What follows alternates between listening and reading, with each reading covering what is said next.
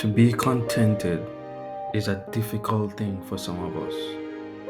The ability to have and to appreciate the simple things in lives, but not just the simple things, the great things too, the blessings that we have, the gifting that God has given us, is often a struggle with many of us.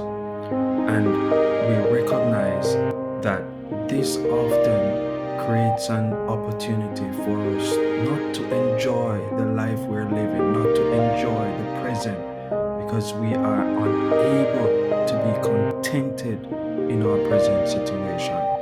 And so I bring our attention to the book of Philippians 4, verse 11, in which Paul says, "Not that I speak in respect of one, for I have learned in whatsoever state I am, therewith to be content."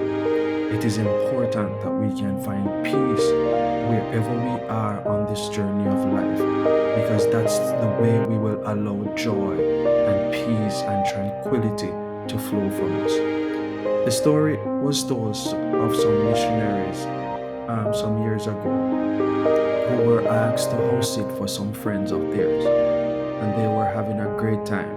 It was refreshing and it was out of the ordinary. So they got an opportunity to be in an environment separate from their own. And they were told not to get spoiled. Of course, they would have done the opposite. They said of a certainty they would get spoiled. Then they came upon this thought. Did you ever notice that when God gives us a special gift, it is hard just to enjoy it and then move on? What we do is we want more. We can't have just one opportunity.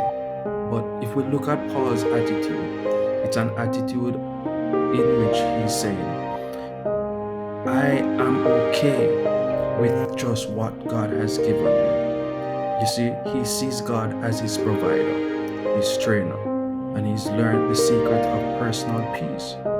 It is called contentment. Someone has said that contentment is not getting everything you want.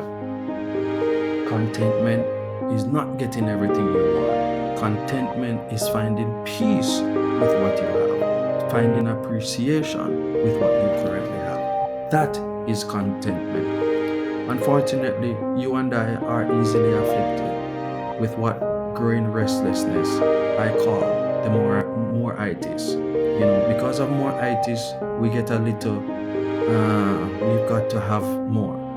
God answers your prayer or just surprises you with some material goodies. And instead of gratitude, we move to gratitude. I have to grab more of this. He gives you that opportunity you always wanted. We briefly celebrate it, and then we are hankering for another opportunity, a bigger one. God gives us a little more house, a little more money, or a car, and instead of feeding our contentment, it fuels the monster of more. What more has you restless today? What in your life is seeking to have more recognition, more glory, more money, more position, and more people? Why can't we just say, thank you for the gift and leave it there? Our eyes are always seem to be on what we do not have. The contented child of God does not compare, does not compete, does not complain. Contentment simply trusts God to give the gifts as you need them, and then to trust Him in between gifts. So, let us celebrate today, and each gift that God have given you yesterday, let's celebrate it. Let's celebrate it. Let's turn to God your appetite for more into contentment with enough, and it will be a much happier days ahead. Much happier days ahead. Because if we can find that peace, that inner peace of I am enough, I have enough, and that God will take care of whatever I don't have, and He will come just in time, then we will find peace that is beyond measure. I want to remind us of this quote. This quote is from an unknown source. It says, "The secret of contentment is a realization that life is a gift, not a right. The secret of contentment is the realization that life is a gift and it is not a right.